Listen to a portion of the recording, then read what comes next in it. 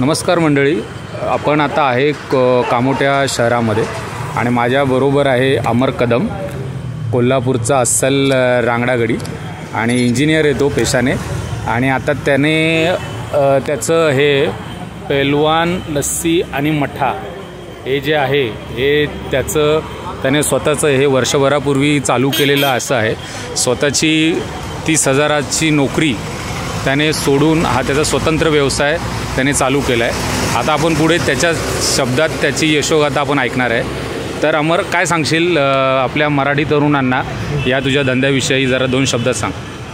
धंद्याविषयी सांगायचं म्हणजे माझं वैयक्तिक असं मत होतं की मी 6 वर्ष कॉर्पोरेट क्षेत्रामध्ये काम केलं, पण एक मनाला असं कुठेतरी खंत होती बाबा की आपल्याला कोणतरी ऑर्डर सोडतो आहे, आपण का काम करतो. आपली सुरुवात माझी सॅलरीची 6,000पासून झाली, मग हळूहळू वाढत गेली. मग आपली ग्रोथ 6 वर्षात म्हणजे मी कंपन्या पण चेंज करत गेलो. याच्यामुळे आपलं काय होतं, एक CV पण खराब होता आपला की हा एक 6 महिन्याच्या किंवा 1 वर्षाच्या पिरियडमध्ये ते याच्यापेक्षा जास्त तो कुठे टिकत नाही कुठल्या कंपनीमध्ये. याच्यामुळे आपल्या एका कॅरेक्टर किंवा CV आपला खराब होऊन गेला ना, मग परत दुसरी कंपनी आपल्याला जॉब देताना पण विचार नाही तर 10 वेळा तरी निदान विचार करणार की हा एम्प्लॉई एका ठिकाणी जास्त दिवस टिकत नाही, मला आपण तेवढं एक्सपेन्स देऊ का सॅलरी वगैरे जास्त. मग माझं मत येत होतं की एक मला थोडंसं जाणवलं की मी कुठे नोकरी नाही करू शकत, कारण जो माझा इगो आहे किंवा एक सेल्फ ॲटिट्यूड, सेल्फ रिस्पेक्ट आहे ते मला कुठेतरी असं कोणाच्या हाताखाली काम करू देत नव्हतं. मग मला एक बिझनेस करायची आवड होती, एक शेतामध्ये कुकिंगची आवड जास्त मध्ये. पण माझी फील्ड इलेक्ट्रॉनिक्स आणि कुकिंगचा काही संबंध नाही आहे जवळपास. पण एक असतं ना, म्हणजे आवडीला थोडी ना काय शिक्षणाची आट आहे ना कशाची काय, शेवटी आवड आहे. मग ते सवडीनुसारच होत असतात गोष्टी. बरोबर. मग लास्ट इयर मी माझ्या फ्रेंडने आणि मी चालू केलं. ॲक्च्युली हा कन्सेप्ट माझ्या डोक्यात नव्हता पहिला की आपण बिझनेस करायचा, पण काय करायचं हे क्लिअर नव्हतं माझं विषय. मग मी माझा फ्रेंड आहे एक वैभव म्हणून, तो काय म्हणला, आम्हाला आपलं आता गरमी चालू होते, मग आपण लस्सी आणि ताकाचं वगैरे करूया. अच्छा. मग कन्सेप्ट त्याचाच होता जे आहे ते क्लिअर. मग परत आम्ही चालू वगैरे केलं मस्त. म्हणजे लास्ट इयर इतका नव्हतं, पण जेव्हा आमचा फर्स्ट डे होता, फर्स्ट डेमध्ये एकही ग्लास विकला गेला नाही. अरे, म्हणजे 0% 0 सेल होता. आणि अच्छा, म्हणजे अमर, 2 मिनिटं तुला थांबवतो. म्हणजे ज्या पहिल्या दिवशी तू जेव्हा धंदा लावलास तर त्या दिवशी एकही ग्लास गेला नाही, विकला गेला नाही. बरं, मग दुसऱ्या दिवशी काय तुझ्या मनात आलं आणि त्या दिवशी काय मनात आलं? आता आपण उतरले म्हटल्यावरती आपण ज्या पॉझिटिव्हली उतरले, पॉझिटिव्हिटी घेऊन उतरले, बरोबर, ते आज ना उद्या होणारच. आणि असं नाही की आपलं एक मराठी माणसाची मानसिकता असते की आता धंद्यामध्ये उतरलं म्हटलं की पहिल्या दिवसापासून तुमचा प्रॉफिट झाला पाहिजे, नो लॉस. असं नाही, धंद्यामध्ये ही स्ट्रॅटेजी वापरून चालत नाही. आज शेवटी एक प्रकारे जुगारच आहे तो. आज प्रॉफिट आहे तर उद्या लॉस नक्की असणार त्याच्यामध्ये. मग लॉस सोसायची पण ताकद पाहिजे, नुसतं प्रॉफिटमध्ये. प्रॉफिटमध्ये पण आपण डिव्हिडेशन केलेलं पाहिजे की एवढं % आपलं प्रॉफिट आहे, त्याच्यामध्ये 10% आपलं सेविंगमध्ये ठेवायचं, जेणेकरून आपल्याला इमर्जन्सी पिरियडमध्ये कामाला आलं. फॉर एक्झाम्पल, माझं मत हेच आहे की आपल्या मराठी तरुणांनी ना व्यवसायाला असं नकारात्मक घेतलं नाही पाहिजे, निगेटिव्ह. मग पॉझिटिव्ह, भले ते धंदा कोणताही असो, भले छोटा असो. मी एका छोट्या प्लॅटफॉर्मवर आम्ही दोघांनी चालू केला. आता मी वैयक्तिक वेगळं करतो. अच्छा. पण माझं मत हेच आहे की धंदा काम कोणतेही असो त्याला स्टँडर्ड वाईज बघू नका. बरोबर. ओके. नाहीतर कसं असतं, लोकांना आपल्या म्हणजे मराठी तरुणांना तरी, मी स्वतःवरून पण बोलतो, कारण मी जो अनुभव घेतला जातो, माझं असं होतं की आपले इस्त्रीचे कपडे इस्त्री निघाले नाही पाहिजे, शर्टाची म्हणजे आपले हात काळे नाही झाले, पण आपल्याला पेमेंट आपल्याला कमी मिळालं तरी चालेल. पण शेवटी कसं आहे, जेवढा घाम गाळतो तेवढा दाम जर मिळत नाही ना, तेव्हा रिअलाईज होतं आपल्याला. खरी गोष्ट. हां, माझं हेच मत आहे, बाकी काय. आणि दुसरी गोष्ट, आता ही ज्या पद्धतीने आता तू वर्षभर नॉनस्टॉप धंदा चालू ठेवला आहेस आणि बरेच त्याच्यामध्ये तुझा अप अँड डाऊन अनुभवला असशील. अप अँड डाऊन म्हणजे 3 महिने बंदच होता ना पावसाळ्यात. बरोबर, 3 महिने बंद. बरोबर. आणि जेव्हा 3 महिने बंद असतं तेव्हा मग तू काय वेगळं अजून काय करतोस? काय वेगवेगळं म्हणजे मी वडापाव पण स्टार्ट केला होता. अच्छा.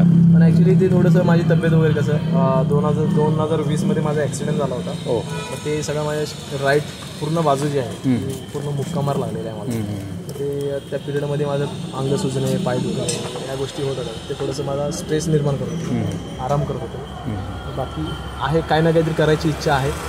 जी शिवरायांकडून आम्ही जी पॉझिटिव्हिटी घेतलेली आहे, संभाजी महाराजांकडून लढायची जी हे घेतलेली आहे, त्याच्यावरती होणार सक्सेस. आज नाही तर उद्या. आता सुरुवात तर झाली, यशाचे शिखर चढताना पहिली पायरी चढलेली आहे. आता इथून पुढे नक्की आता जेवढ्या पायऱ्या असेल तेवढा नक्कीच सर करू.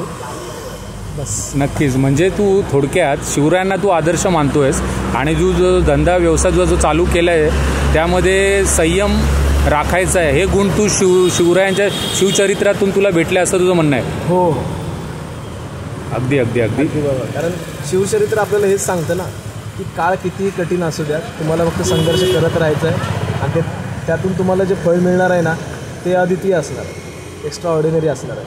आणि त्यात तुम्ही आयुष्यभर काही पुढच्या 7 पिढ्या पण त्यातून आदर्श घेणार आहे. मला आलोय तर आपण असं काहीतरी करून जायचं की आपल्या 7 पिढ्यांनी पण नावं काढली पाहिजे. अगदी. नाहीतर जन्माला आलोय म्हणून आपला फुकटचा हेलपाटा घालून नाही. बरोबर. नाही, आणि तसंही जगणं कुत्री मांजरी जगतायत, आलेला दिवस तेही ढकलत आहेत. ते कॉर्पोरेट क्षेत्रात तेच होतं. मी नोकरीच्या अगेन्स्ट नाही आहे.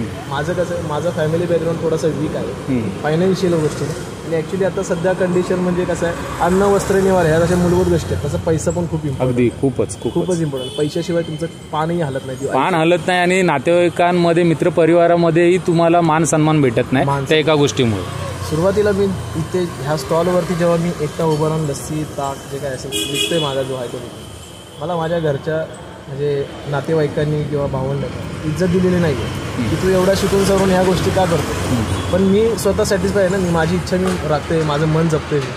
कारण आपलं स्वतःचं मन जपणारे आपणच आहे, दुसरं मन जपणार नाही आपलं.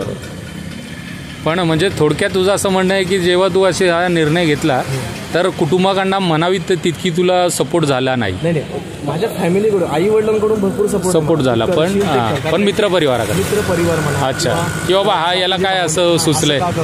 मला एक जण सरळ म्हणले, अरे याच्यापेक्षा हे करायचं ना ते करायचं. मी म्हटलं आज तुम्हाला माझी इन्कम कमी दिसते, हाच जर धंदा माझा सेट झाला ना, म्हटलं तुम्ही जेवढे महिन्याला घेता तेवढे मी दिवसाला काढू शकतो. केव्हाही. आणि तुम्ही जे वर्षभरात जे कमवता ना, मी 3 महिन्यात कमवून मी बाकीचे 3 महिने मी आरामात सुट्टी काढतो आणि माझा मी उरलेला वेळ माझ्या फॅमिलीसोबत टाईम स्पेंड करू शकतो. ये बात. हा आत्मविश्वास आहे मंडळींनो. हा अमरला जो आत्मविश्वास आलेला आहे भले याची सुरुवात छोटी असली तरी याचे स्वप्न मोठी आहेत आणि त्या स्वप्नाच्या दृष्टीने हा एक पायरी वर चढत जातो आणि त्या अनुषंगाने आता हा त्या मार्ग हा त्या पद्धतीने काबील करेलच. पण आता येत्या काळामध्ये याच्यामध्ये काही संकल्पना आहेत का हे जाणून घेऊया. म्हणजे धंद्याच्या व्यवसायामध्ये अजून काही तो वाढवणं याचं चालू आहे, तर याच्याने आपण विचारूया की नेमकं कशा पद्धतीने तो वाढ करणार आहे. आता सध्या तरी एक सांगायचं म्हणजे मी आता सध्या 2 फ्रँचायझी दिलेल्या आहेत. बरोबर. ओके.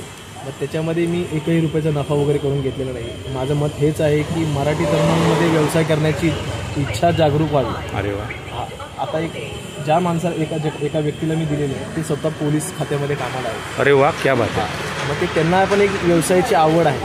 ते माझा व्हिडिओ बघून आले माझ्यासोबत, आमची चांगली मैत्री झाली. अरे वा. ते म्हणाले की आम्हाला पण असं करायचं वगैरे.